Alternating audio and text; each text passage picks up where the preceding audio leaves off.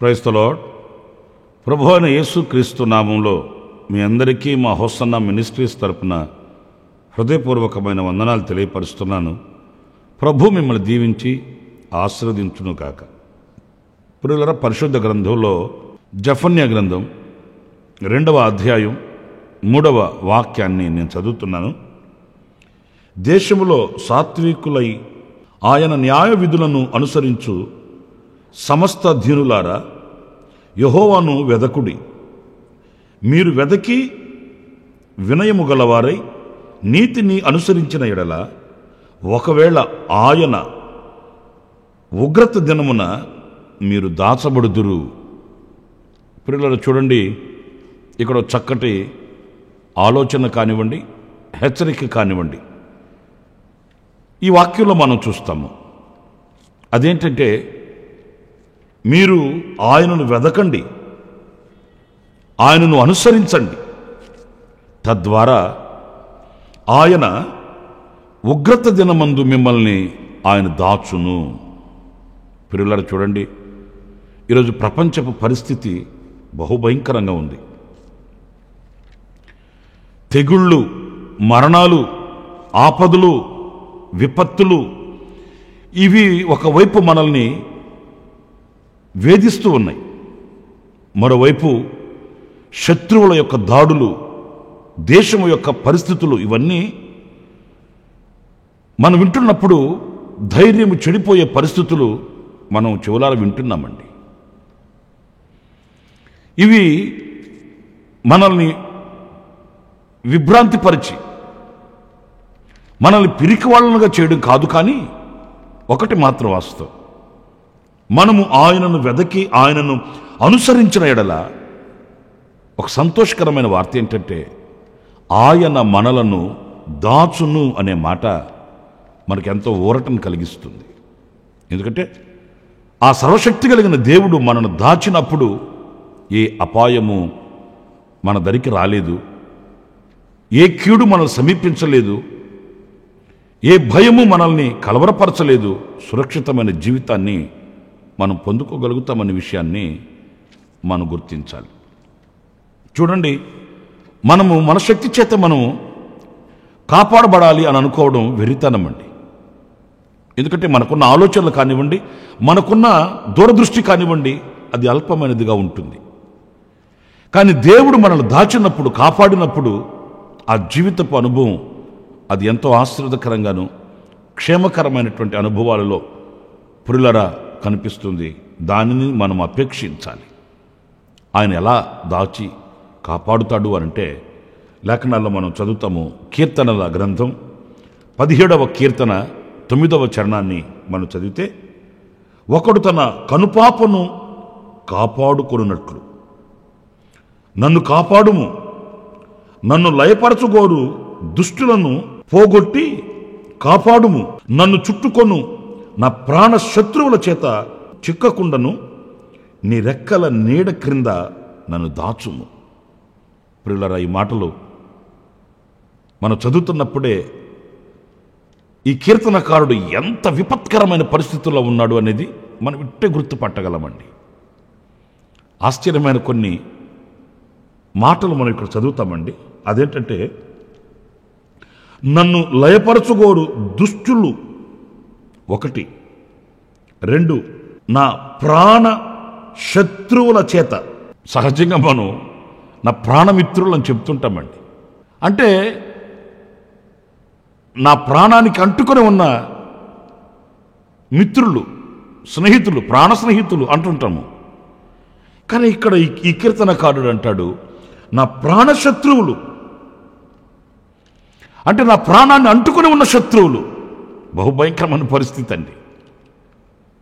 ఏదో సాదాసీదాగా పొగరబోతు మాటలు మాట్లాడడం, నీ అంతు చూస్తాను అని బెదిరించడం, ఇలాంటి మాటలు మనం వింటుంటాము. కానీ లయపరచగోరు శత్రువులు అంటే వీడిని ఎలాగైనా మట్టి చేసేయాలి కంతే, వీడిని భూతల మీద ఉంచకూడదు అని కంకణం కట్టిన కఠినాత్ములు అన్నమాట. వీళ్ళు ప్రాణశత్రువులట. నాకు ఆ మాట ఒక ఆశ్చర్యాన్ని కలిగించిందండి. ప్రాణశత్రువుల చేత అనే మాట. ఎందుకంటే నా ప్రాణాన్ని అంటుకుని ఉన్నారు ఈ శత్రువులు. ఏదో నిన్నటి రోజున, మొన్నటి రోజున, పోయిన సంవత్సరం, అటుపోయిన సంవత్సరం అని కాదు.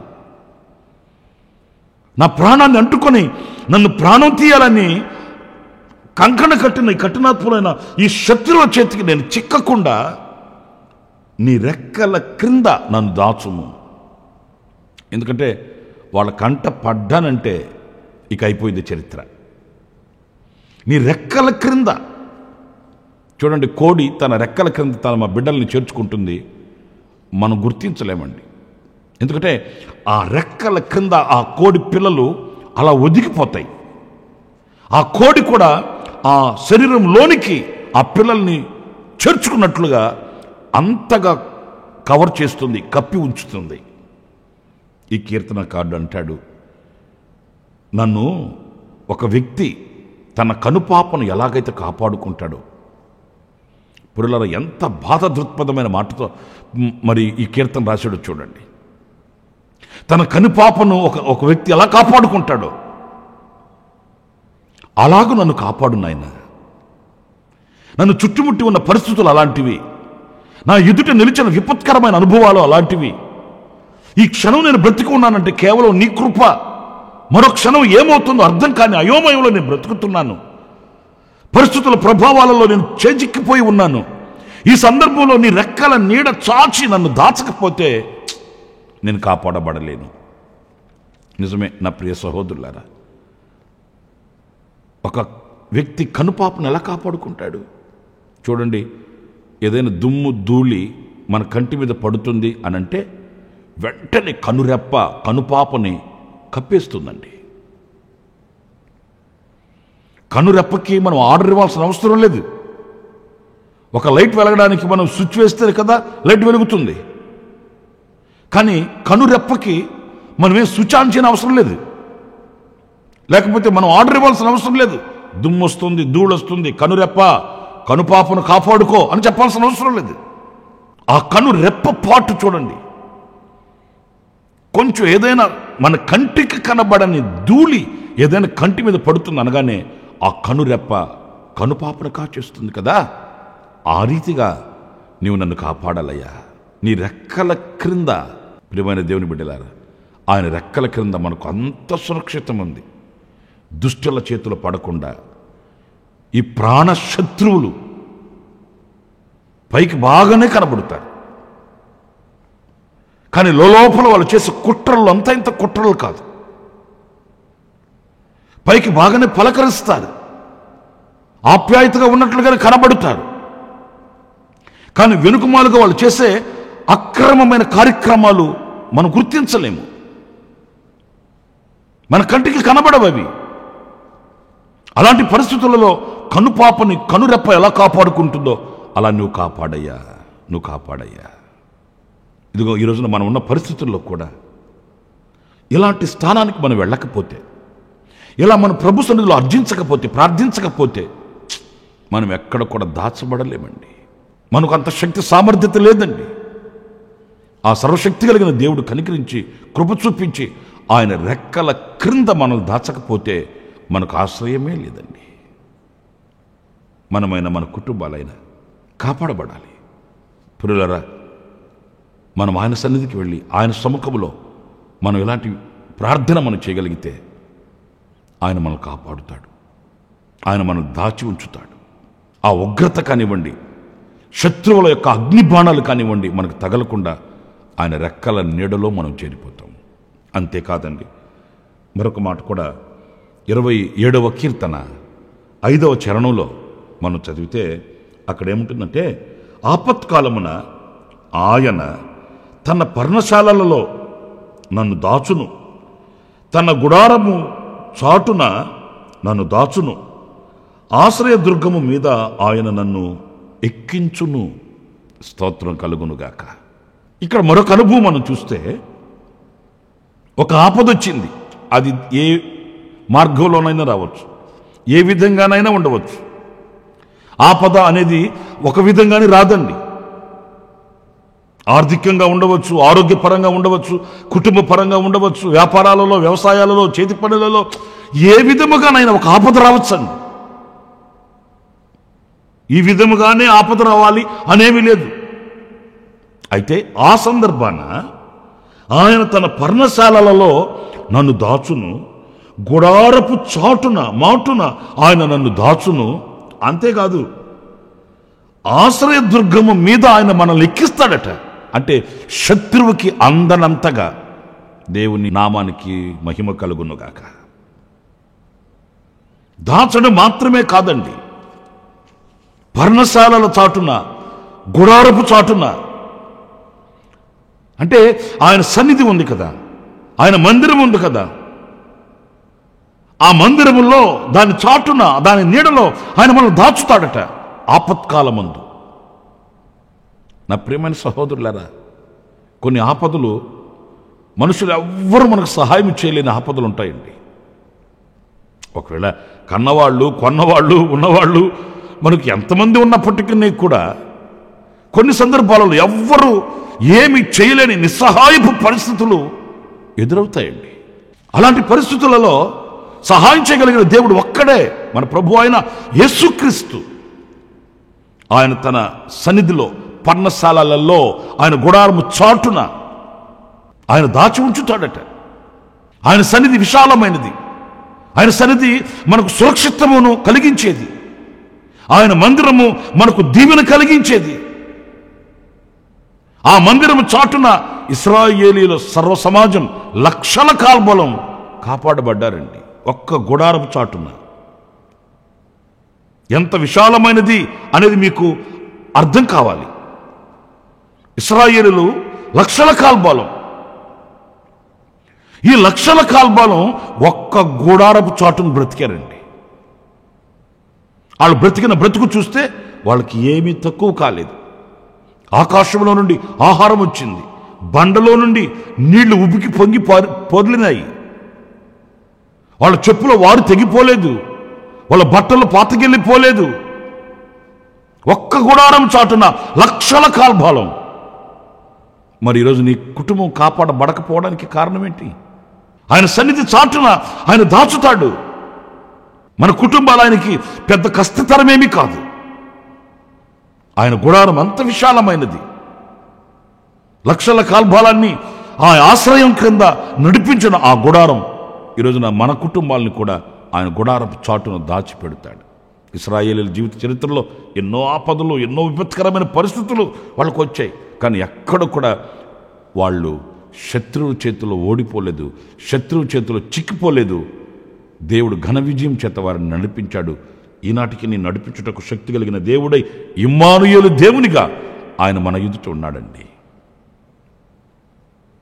అంత మాత్రమే కాదట, ఆయన ఆశ్రయదుర్గము మీద,